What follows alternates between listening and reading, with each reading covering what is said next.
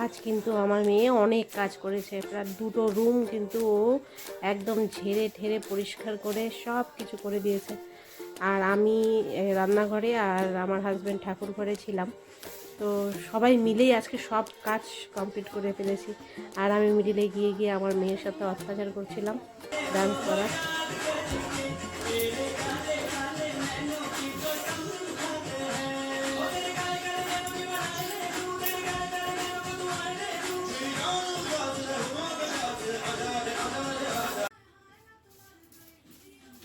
আমরা দুজন কিন্তু প্রায় এমনই করি, জানো তো।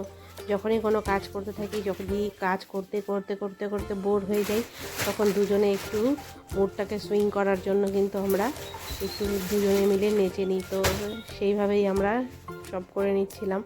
তো ঠাকুর ঘরটা অনেকটাই কষ্ট হয়েছে, সব থেকে বেশি কষ্ট হয়েছে আসলে ঠাকুর ঘরে, কারণ ঠাকুর ঘরটা সবসময় করাও হয় না পরিষ্কার। আর বছরে প্রায় দুবার কি তিনবার পরিষ্কার করা হয়।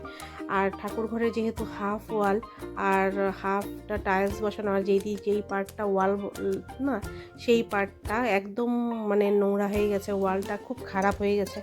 তো এখন ওই রং ঠং করার মতন সময় এখন নেই, কারণ একটা করতে গেলে অনেক কিছুই করতে হয়। তো আমি আবার ওয়ালপেপার অর্ডার করে নিয়েছিলাম। তো এই ওয়ালপেপারগুলো কিন্তু আমি মিশোর থেকে অর্ডার করেছিলাম। তখন ওয়ালপেপারগুলো মানে একটু আমি রিজনেবলের মধ্যে পেয়ে গেছি, কারণ ওই সময়টা সেল চলছিল। তো ওয়ালপেপারগুলো লাগাবো বলে তো অনেক দিন থেকেই আনা ছিল, ঘর ঝাড়বো তারপর তো লাগাবো, এই করে আর লাগানো হয়ে উঠছিল না।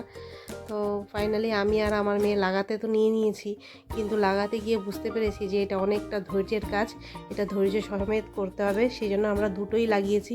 বাকি সব ওয়ালের মধ্যে কিন্তু আমার হাজব্যান্ডই লাগিয়ে দিয়েছে, কারণ আমার হাজব্যান্ড না এই ধৈর্য সহকারে কোনো কাজ যেটা করতে হবে ওটা ওনাকে দিলে পরে উনি খুব সুন্দরভাবে করে। এই দেখো, আমার ওয়ালপেপার কিন্তু সম্পূর্ণ লাগানো কিন্তু কমপ্লিট হয়ে গিয়েছে। তো আজকের জন্য এতটুকু, আবার দেখা হবে নেক্সট ভিডিওতে। ততক্ষণের জন্য তোমরা সবাই ভালো থেকো, সুস্থ থেকো। শুভরাত্রি, টাটা।